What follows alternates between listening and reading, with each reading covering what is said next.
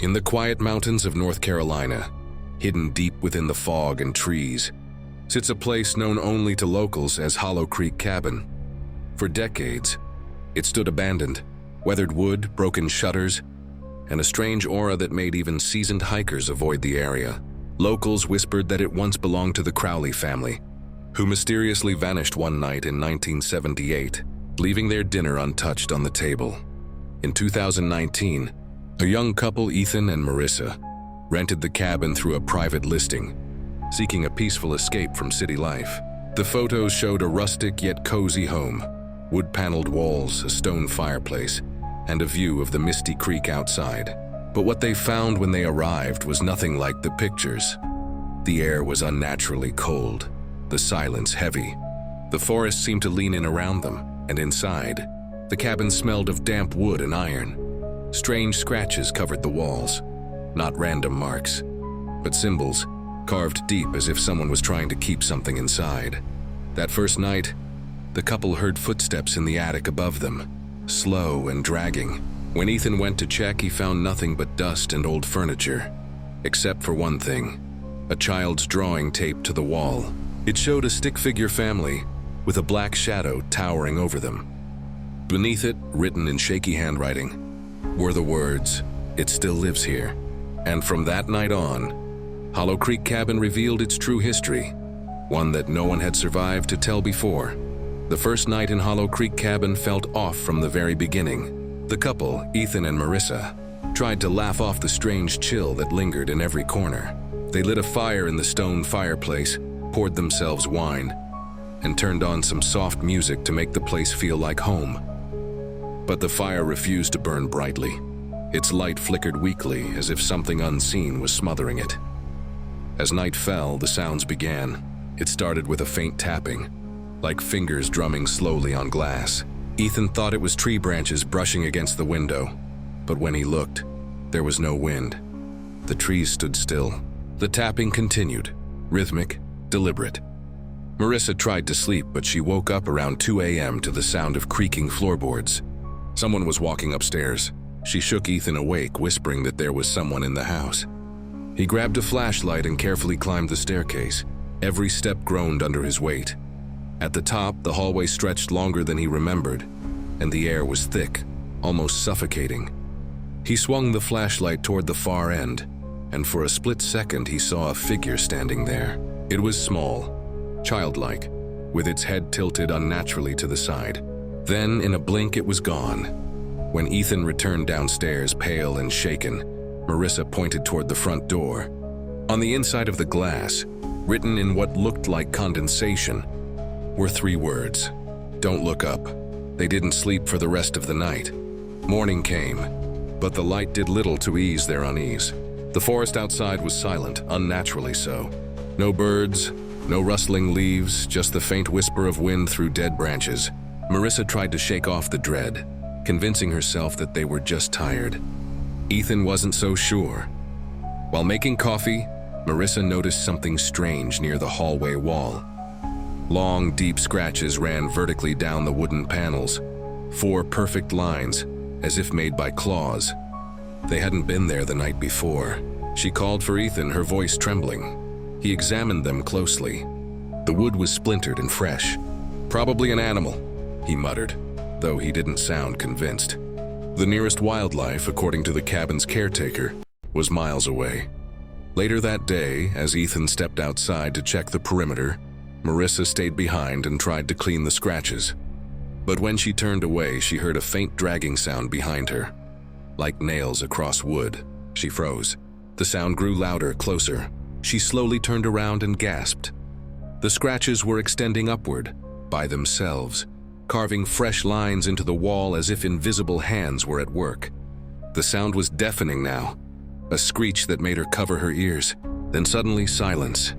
When Ethan rushed in, she pointed to the wall. The scratches had stopped, but at the top, written in rough, uneven letters, were 2 chilling words carved deep into the wood. "Stay inside." Ethan's face drained of color. "Who would carve that?" he whispered. Marissa could only stare, the echo of that awful scraping sound still ringing in her ears. That night, the storm finally came. Thick snow fell over the forest, muffling all sound. The cabin was wrapped in a heavy silence, save for the crackling fire that fought against the cold. Ethan couldn't shake the message carved into the wall. Stay inside. It felt less like a warning and more like a command. But when Marissa woke around midnight to a faint thumping noise, she knew something was wrong. It wasn't the storm. It was rhythmic, deliberate. Footsteps crunching slowly in the snow outside. She gently woke Ethan. Together they moved to the frosted window and peeked through. What they saw made their stomachs drop. Outside, in the pale glow of the moon, a line of footprints circled the cabin, again and again, perfectly spaced, as though someone had been pacing around them for hours. But there was no figure, no shadow, nothing moving out there now. Ethan grabbed a flashlight, but when he opened the front door, the light flickered and died instantly. The wind howled, and for a brief moment, Marissa thought she saw something standing at the edge of the trees. Tall, still, watching. But when she blinked, it was gone. They bolted the door and shoved furniture against it. The sound of the wind seemed to twist into whispers that seeped through the cracks in the wood. "Ethan," Marissa whispered, clutching his arm. "Look." He turned to see wet footprints, bare footprints, leading from the door, across the floor, and disappearing into the hallway. The door had never opened. Ethan felt his breath catch as the floor creaked behind them, slow and heavy. Whatever had been outside was now inside the cabin. Ethan's pulse thundered in his ears as he gripped the fireplace poker, scanning the dark hallway. The sound of slow, dragging footsteps faded, replaced by a faint whisper that seemed to come from the walls themselves. Marissa clung to him, trembling. "It's like the house is breathing." The firelight flickered violently, shadows dancing across the timber walls. The whispers grew clearer, voices overlapping in tones too low to make sense of. It wasn't just one voice. It was many, dozens, maybe hundreds, each murmuring fragments of words as if speaking through the walls. Ethan pressed his ear to the log wall and his blood ran cold. He could hear them right behind it, whispering his name. He stumbled back, dropping the poker. "They're saying my name," he muttered. Marissa turned pale. "No, Ethan. They're saying mine too." The wind slammed against the cabin, rattling the windows. One of the old photographs on the wall fell and shattered on the floor. In the broken glass, they saw a reflection. A tall, dark figure standing behind them, just for an instant, before disappearing like smoke. Marissa screamed, and the cabin lights flickered out completely. The whispering stopped, replaced by a low groan from the wood, like the house itself was in pain. Then came a sound from the attic above, a dragging noise, slow and heavy, as though something was crawling directly over their heads. Ethan grabbed a lantern and aimed it upward. Dust rained down from the ceiling. He could see movement through the cracks, something large shifting just above them. A whisper brushed his ear. "You shouldn't have come." The lantern shattered. The attic hatch creaked open on its own. The old attic ladder creaked as Ethan pulled it down. The air that escaped was ice cold, carrying the smell of damp rot and something metallic. Blood, faint but unmistakable. Marissa gripped his arm tightly. "Don't go up there, Ethan. Please." But he had to know. The whispering, the footsteps, the figure in the glass. Everything pointed to the attic. Taking a deep breath, he climbed the steps, each groan of the wood echoing through the cabin. His lantern flickered weakly as he lifted it above his head. The attic was suffocatingly still. Dust hung thick in the air, swirling around piles of decayed boxes and old furniture draped in yellowed sheets. In the far corner, he noticed something that didn't belong. A small wooden chair facing the wall, and beside it a child's doll with eyes scratched out. He approached slowly. As he reached out, the lantern dimmed, and a whisper crawled into his ear, a child's voice. "You found me?" Ethan froze. Behind him, floorboards creaked softly. He spun around, lantern raised. For a split second, he saw her, a pale little girl in a torn nightgown, her eyes black voids, her mouth moving in silent screams. The lantern burst, plunging him into darkness. He stumbled backward, hitting the chair. A cold hand brushed his shoulder. "Stay with me," the voice whispered again, now closer, inside his head. Marissa screamed from below. "Ethan, come down." He scrambled down the ladder just as the attic hatch slammed shut with a deafening thud. The whispering returned, louder, angrier. From above, something heavy began dragging across the attic floor, directly above their heads. Ethan dropped to his knees, shaking. "It's not just a ghost," he whispered. "Something's trapped up there." That night, the air in the cabin grew thick and heavy, pressing against their lungs. Marissa woke to the sound of Ethan muttering in his sleep. His voice was low, trembling, yet it didn't sound like his own. She leaned closer. "Ethan." He sat up abruptly, eyes open but lifeless. "She's not gone," he whispered in a voice layered with echoes, as if several people were speaking through him. "She wants warmth. She wants to stay." Marissa's heart pounded.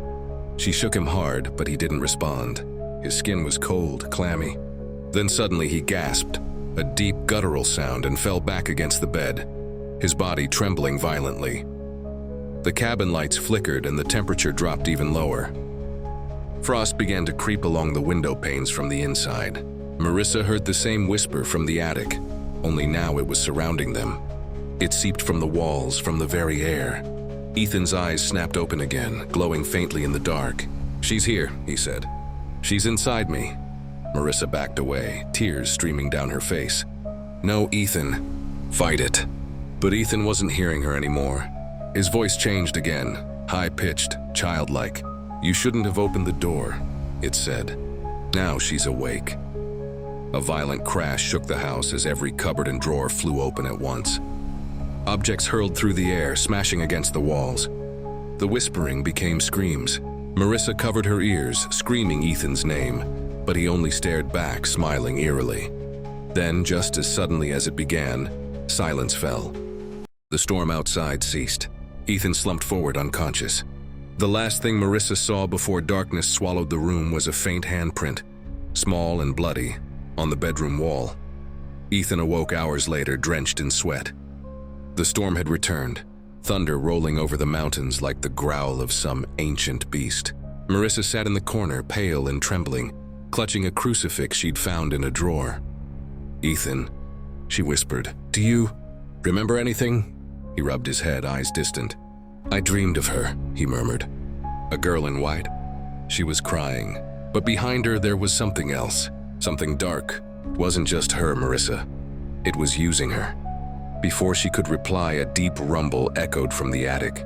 Not footsteps this time, a pulse rhythmic and alive. Dust fell from the ceiling with every beat, like the house itself was breathing. Marissa grabbed the lantern. "We need to leave," she said firmly. "Now." But the front door wouldn't open. The handle was ice cold, the lock fused solid. A low whisper curled through the room, a man's voice now, deep and commanding. "You will not leave." The lights flickered and Ethan's face twisted in agony. His hands clawed at his temples. "She's fighting it," he said between gasps. "The little girl, she's trapped. The thing inside me, it's her prison." Marissa fell to her knees beside him, tears spilling down her cheeks. "How do we help her?" The voice laughed, vibrating through the walls. "Help her?" it mocked. "She's mine." The fire in the hearth roared to life, burning unnatural blue. Within the flames, a shape appeared. A tall, shadowed figure with hollow eyes, its body writhing like smoke. The air around them thickened, choking them both. Ethan raised his head slowly, voice trembling. "We're not alone, Marissa. That thing, it's the true spirit of this place." The fire burned brighter, casting long, jagged shadows across the cabin walls. The air was thick with the stench of sulfur and decay. Marissa dragged Ethan toward the corner, but he resisted, his eyes flicking between human fear and something darker lurking behind them. "She wants to be free," he said hoarsely. "But it won't let her go unless we give it something." Marissa shook her head, desperate. "Give it what? What could it possibly want?" A deep guttural laugh rolled through the room. "A soul," the voice answered from the flames. "Freedom for hers, in exchange for one of yours." Marissa's stomach dropped. The blue fire twisted into the shape of the little girl, the same pale child from Ethan's dream. Her expression sorrowful, hands reaching out as if pleading for help. Behind her loomed the shadow entity, its smoky fingers resting on her shoulders. "She's trapped," Ethan whispered. It's feeding on her guilt. The girl's voice broke through, faint but clear. He killed us all. He made us stay. Please help me. The floorboards creaked beneath their feet, splitting slightly as dark mist began to seep through. Ethan stumbled, clutching his chest. It's inside me again. He gasped. Marissa, sobbing, screamed into the void. Take me instead. Just let him go. The fire roared violently, and the shadow turned toward her, its hollow eyes glowing red. A noble offer, it hissed. But bargains with the dead never end cleanly. A sudden gust extinguished the flames, plunging the cabin into total darkness. Only the sound of Ethan's ragged breathing filled the air, until even that stopped. Then from the blackness came the child's whisper, "Run before he wakes again." Marissa backed away from the fireplace, her trembling hands clutching the lantern. Ethan lay motionless on the floor, pale as death. The cabin groaned around her, wind howling through unseen cracks.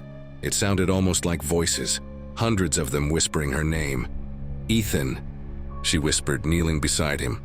His eyes snapped open, black, completely black, and a cold smile spread across his face. "He's gone," the voice said. The boy's soul was weak. "Now I have a body again." Marissa stumbled backward in horror, her lantern shaking violently. "You're not him." The thing that wore Ethan's body laughed, a sound that seemed to echo from every wall. "He brought me here the moment he opened that attic. I've waited 50 years for this." Furniture crashed around the room as if struck by invisible hands. The walls shuddered. The whispering rose into screams, men, women, children, all trapped voices calling for release. "You killed them," Marissa realized, tears streaming down her face. "You murdered everyone in this cabin." The figure tilted its head, eyes glowing faintly red.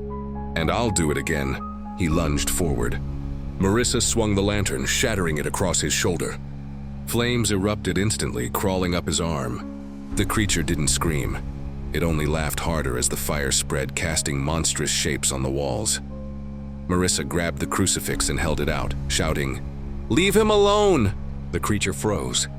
The whispers stopped. Then a terrible screech ripped through the air as black smoke poured from Ethan's mouth, swirling violently before vanishing up into the ceiling. Ethan collapsed, motionless once again.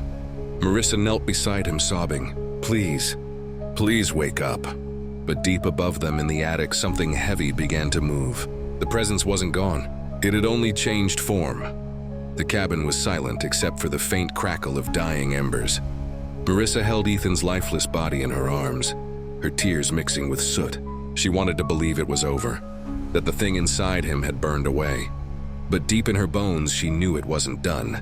A low hum began to vibrate through the floorboards. The lantern fragments rattled. The whispering returned, this time forming words that chilled her blood. "You took my vessel. Now you are mine."